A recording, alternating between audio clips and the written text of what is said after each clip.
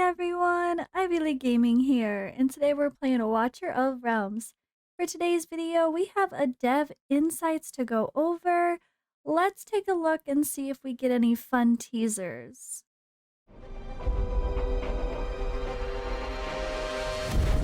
The finest blood for the most untainted soul. So it's that time, it's a morning chill vibe. Read through all the dev Q&A and yeah, grab a coffee or a tea and join me. I rhymed. Oh goodness, yeah. So much is going on, of course. We've got new content coming, a ton of summoning events this weekend, next weekend. Oh my gosh. My video yesterday for the holiday events, I forgot to cover a whole tab explaining some of those events better for the holiday stuff. Oh my goodness. And then didn't even notice there was a 1+1 till after I made that video. So we're going to have a discussion today. Stay tuned for another video later on where I'm definitely going to talk about the debates of holding summons for Christmas, going all in on 1+1. How could it affect the fusion, the fragment shard summon event, and all that fun stuff. So we're definitely going to have to talk about that and have our debates. And a lot of it will depend on us seeing the fusion calendar, but that's another discussion. So that'll be later on, guys. I will do that proper when should you summon video. Kind of not just compare the 1 week, but compare 2 weeks, because we actually know everything that's happening ahead of time, which I love about this game. They may give us a shit ton of stuff that makes us want to summon on everything, but at least we can prepare and make our decisions wisely. All right, so this was posted yesterday onto the Dev Insights. This was posted yesterday.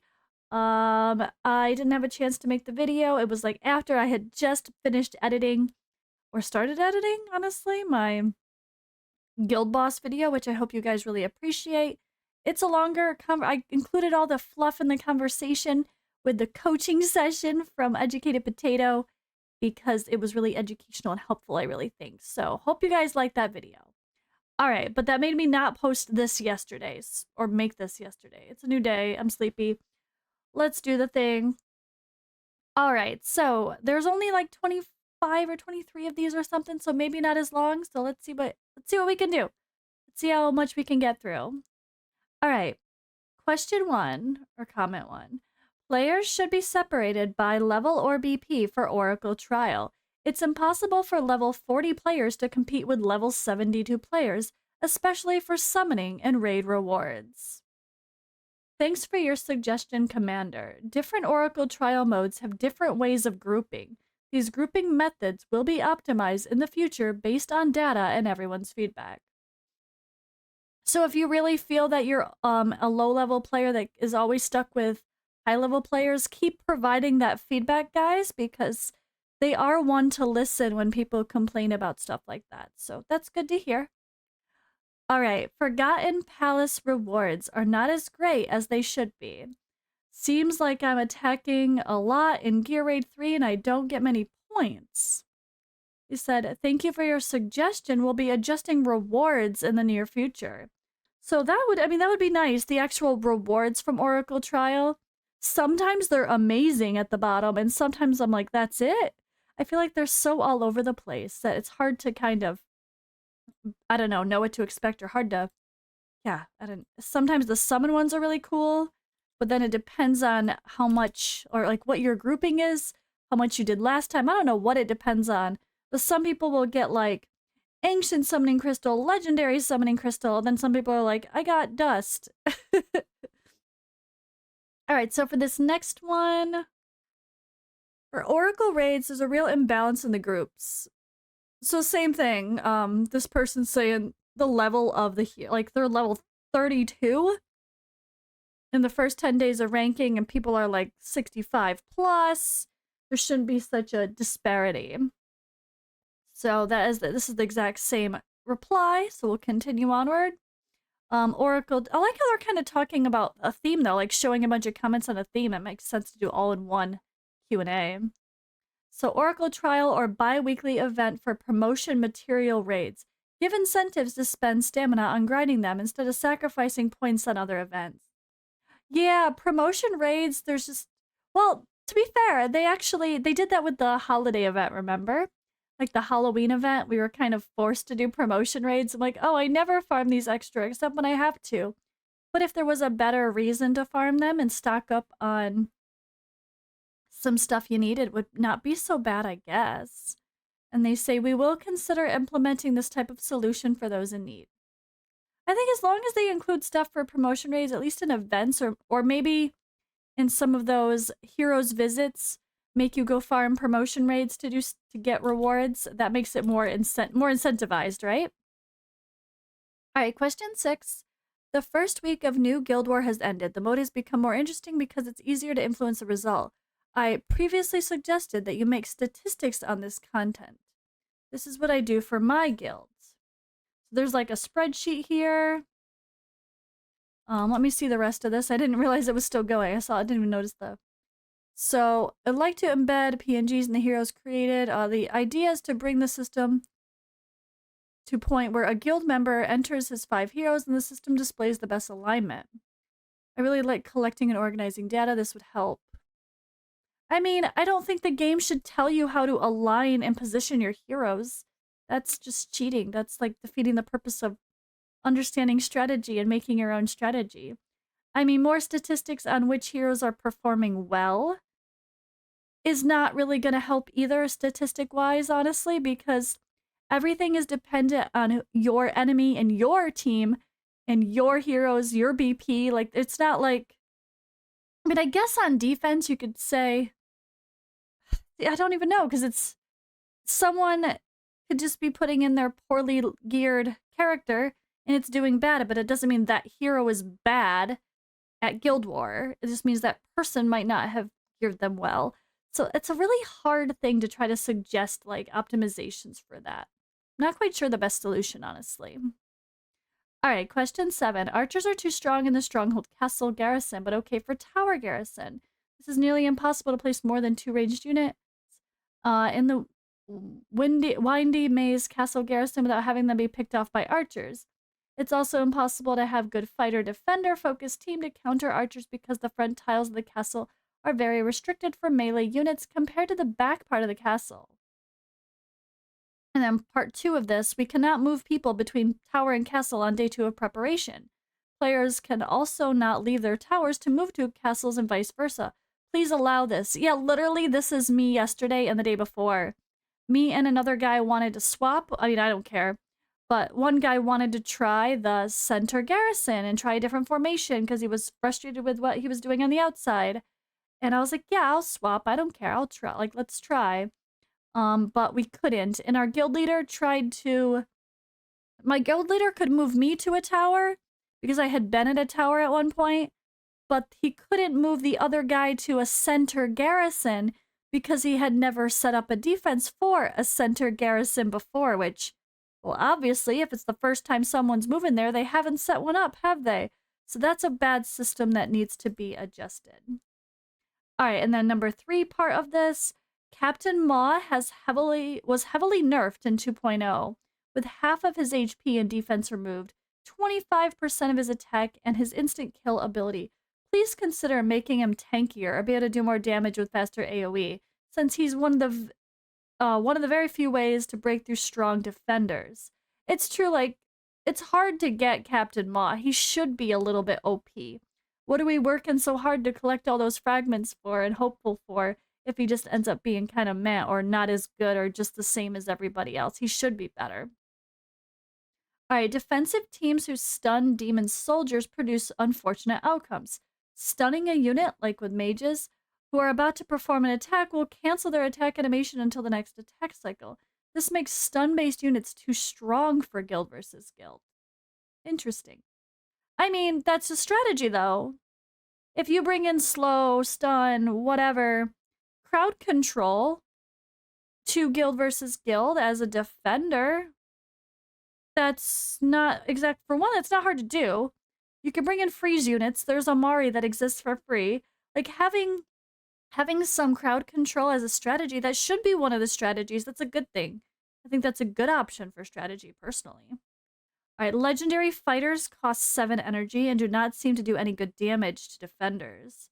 In some cases, they can be stun locked because of their slow attack interval as well. Interesting. Legendary fighters cost 7. I mean, I have a legendary fighter that costs 6 energy that is doing very well. To be fair, my epics are probably doing better. I'm having a lot of fun. I just went 8-0.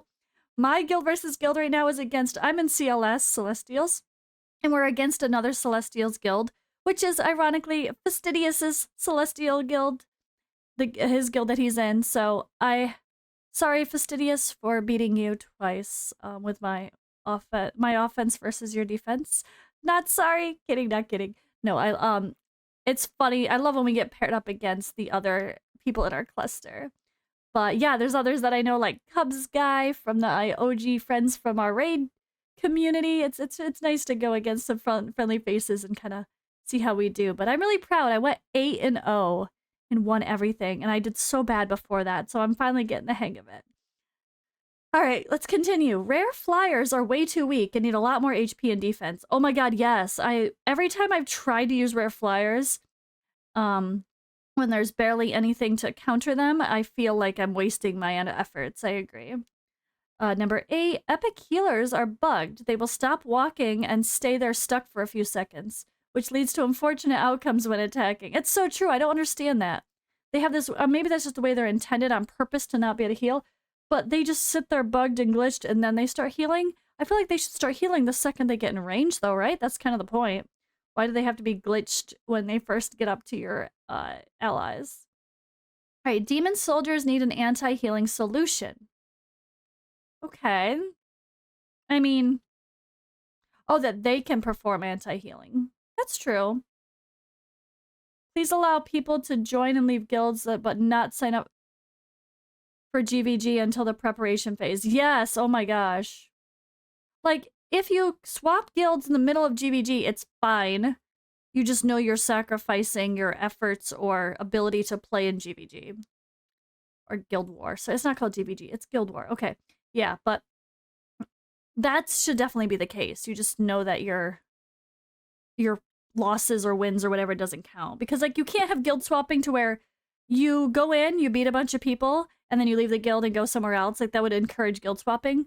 But it's like, if you leave, then maybe everything you did is null. It doesn't count. I don't know if they could do that. Maybe that's why they haven't done it, honestly. Because then people could just go into another guild and fight. But if you join a new guild in the middle of GVG, you can't garrison anyways, so there's probably a solution. All right. For two powerful guilds to get matched up against each other. Oh, this is just still continuing it, but it cuts off. But all right, so that was a long GVG from one person just giving a ton of advice, which is great. Like, this is what they want to know. They want to see detailed responses to help improve for the future, right? So they say, thank you for your in-depth comments. We're currently adjusting both balance and acquisition of demon soldiers and are always adding demon soldiers with new mechanics. In the official season, we'll adjust fortress health and make matchups more reasonable.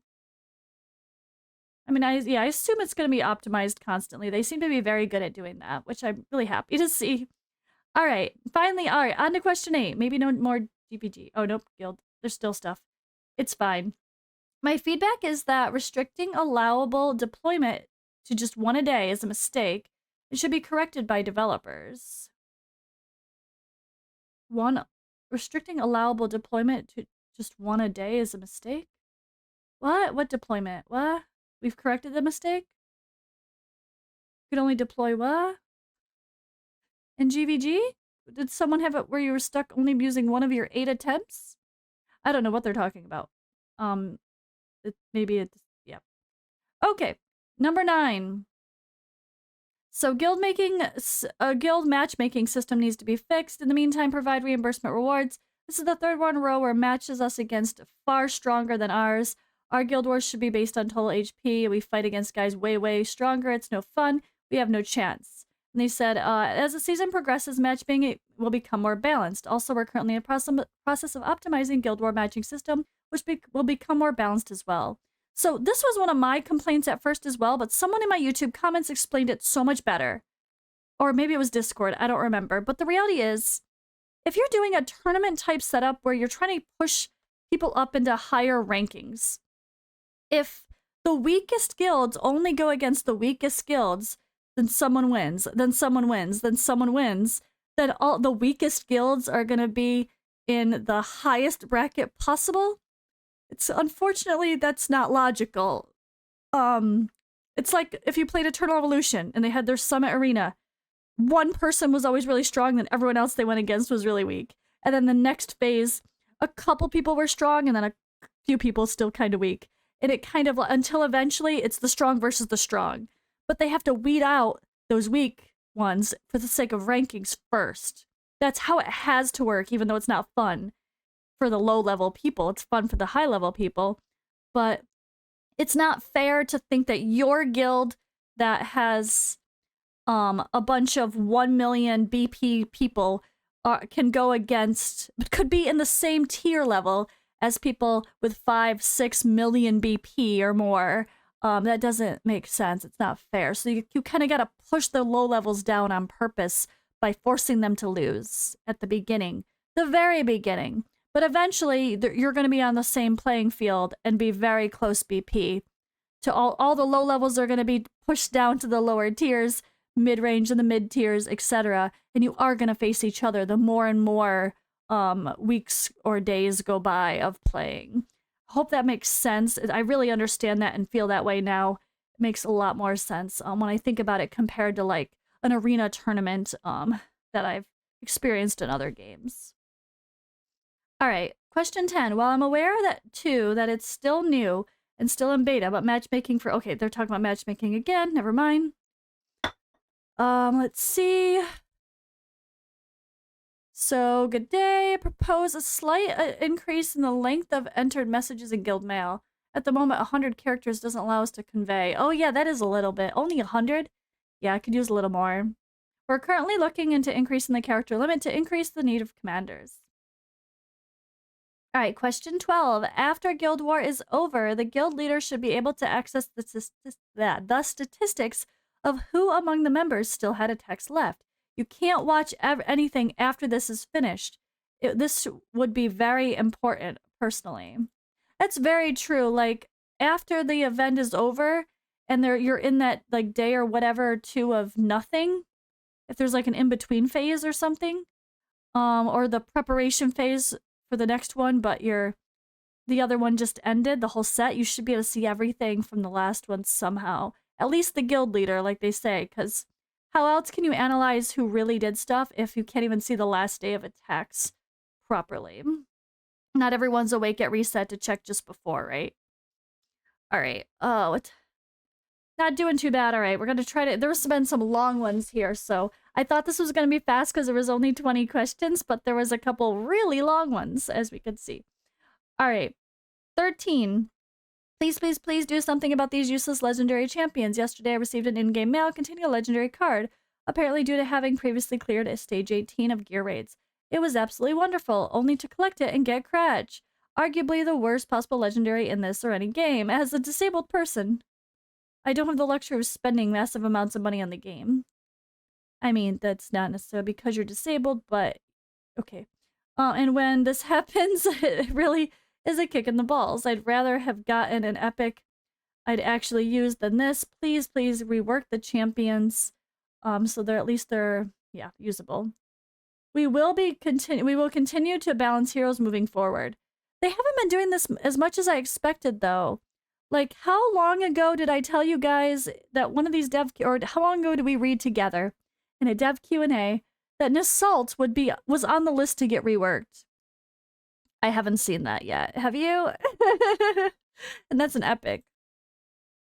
But guys, stay tuned. Today, later on, I'm actually recording a Shamir guide with someone who thinks he's completely underrated, a top-tier hero, and actually uses him in a lot of end-game content. So we're going to have some fun with Awaken 5 Shamir, and I'm looking forward to showcasing that. That'll be really interesting. But I mean, I feel like it's gonna be kind of like, well, yeah, he's awakened 5, so he's probably better than. But if you are very unlucky with your summons and you get a lot of dupes of Shamir, maybe he is worthy to use if you get him maxed out, right? That's gonna be what we're looking at. All right, the next one here.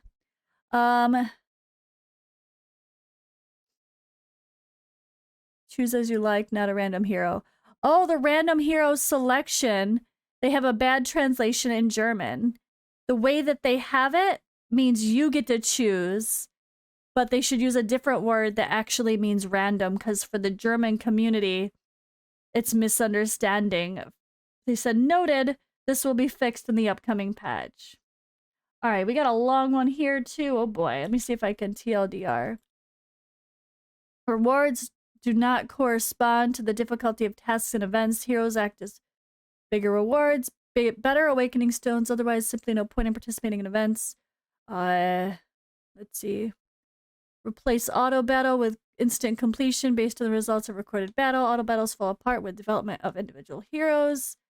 Untimely use of skills. Besides, not everyone sits in the game for half the day to wait for completion of the next wave for merciless grind, among other things. The non-linear of the probability of the number of rewards being dropped is depressing. 3 to 7 as stated, but in 10 battles, 32 medals were collected. Add a minimum threshold for bonus properties of equipment, depending on the mark. A legendary ring with additional statistics of 1% is not logical. The game released is on a beautiful picture alone, although it's catchy at first. Cannot be released on a beautiful picture alone, although it's catchy at first. Okay. Just a bunch of general feedback. Let's see, they say we're currently in the process of optimizing the in-game rewards and have taken note of the comments and criticisms you provided. All right, 16, faction trial is incredibly boring. You need to do something to make it more appealing, and players can't wait for the next day to play again and make players not have to wait. It's like maybe add some faction-specific rewards, some gear, 10 times pieces of an artifact that required 40 pieces to build. There has to be something more added so it's more fun. Now it just feels like a job, a task, it's boring. We will surely consider making adjustments in the future, is their reply. All right, 17, please higher the drop rate for actual solid good gear pieces in stage 19 and 21. I'm grinding 3-21 now and see no difference to the stages below. It's really frustrating and unfun. It's true. What I've heard is that, I don't think this has changed, is stage 19 and 21 have the same percentage of drop rates for the gear, like your chances to get whatever. But or like probably the ancient mythics, I guess, too. But the difference is just the resources for ascending gear. And that's not really worth farming 21 over. It's for a cut like 1 or 2 more chance for 1 or 2 more per run. I mean, maybe it adds up, but it just doesn't, like, the gear itself should have, you should have a lot better odds of getting ancient mythic gear on stage 21. A lot better odds. I mean, you're doing the hardest content in the game, right? For gear. All right, they said we will be releasing new content in the future with adjusted drop rates. New content in the future? No, we want better drop rates for getting stuff now. Or make a reason for people to farm 21 instead of just doing it so they can say they've done it. All right, question 18. The experience bonus consumable should go to storage. Yep, that's been something we've always talked about. Okay. All right, hello. First of all, thank you for being best mobile game I've ever played. That being said, there is one thing that I think it creates an illusion to you. It makes part of the game unpleasant for us. I believe you have the auto combat charges so people can buy them and you can make some money. You need to make money, of course, but understandable. But one of these guys paid 20 euros a month for privilege for stamina daily pack. The stamina I get from Guild Boss plus the pack plus I find in the shop, and I have too much stamina and 0 auto combat charges. Because of that, I'll stop buying the stamina pack in the future because I will not have so many fights going on. Privilege card won't be worth it. Man. But like Bucket also said, just remove them and perhaps I'll start buying stamina again? Remove what? I don't know. It's a weird one. I don't know. We appreciate your sincere feedback. Please note there is going to be content released soon, which includes a feature that does not consume stamina. I mean, that's the codex, right? We just do it as many times as we want, trying to get the best score possible, and it does not affect stamina. That's giving you something to do that does not involve stamina. All right. 20. Hi, I am enjoying playing Watcher of Realms. I'm on day 128 according to the daily login. Thanks to all the teams involved in creating this game and continued work on improving it. My request relates to the storage capacity for heroes, gear, and artifacts. Please increase the max storage either by increasing the default storage sizes or by increasing the amount of times we can upgrade the storages. I'm frequently overcapping on each of these storages and it takes a lot of time to organize. Yeah, everything needs to be expanded, I agree. We are currently working on expanding storage capacity. Keep an eye out. Please do. Gear storage and artifact storage. Oh my god, it's so bad. Alright, cross-region gameplay. Incorporating cross-region gameplay features such as friends, PvP matches, tournaments, leaderboards, and guilds can be greatly enhanced by the multiplayer experience. By allowing players to connect and compete with a wider player base, it's a more engaging, thrilling gameplay environment for everyone. I mean, everything is regional, cross-regional. It's all one giant server, except for, like, the Asia is separate. But there's a lot, there's a lot of people on that server. And then the whole, like, Europe, America, everything out, the Americas, everything, it's all one server. So there's plenty of combinations. But they are looking to expand the list of options. Yeah, maybe just having more, play with your friends type stuff, I guess is what they want. I don't know. All right, 22. Please add more artifact slots. We're highly limited. Yes, please. Expand the storage. All right. Last question. Hi, I have a suggestion to make in-game function where you're doing raids, and there would be an option or button you can push. You'd go back to the in-game screen, but the battle's going on and their counter are still going on, and there's a counter on how many auto fights you're using. While you're going that, you could do summons, upgrade gear.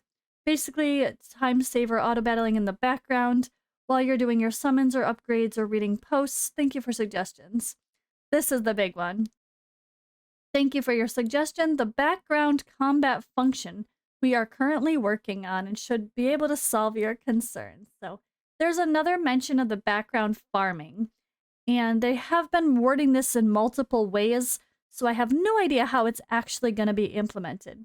Someone actually was commenting, and I think it was a YouTube video, because you know how, sorry YouTube, sometimes you guys can be pretty darn weird or cruel or, I don't know, stubborn, and so can I. We all can be.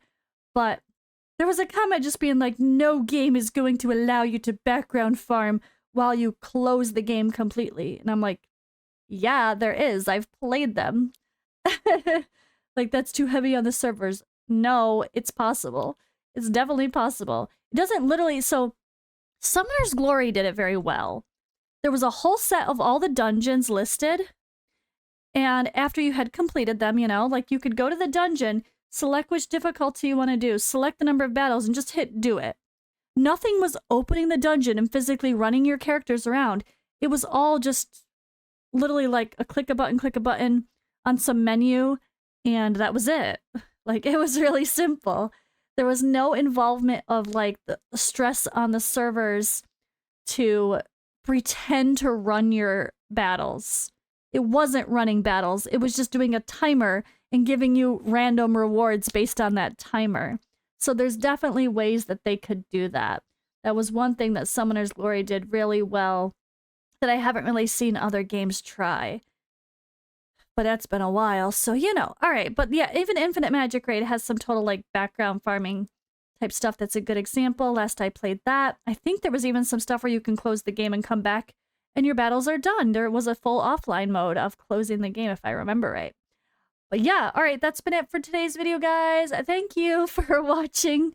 Stay tuned for a lot more later, and I'll see you in the next one.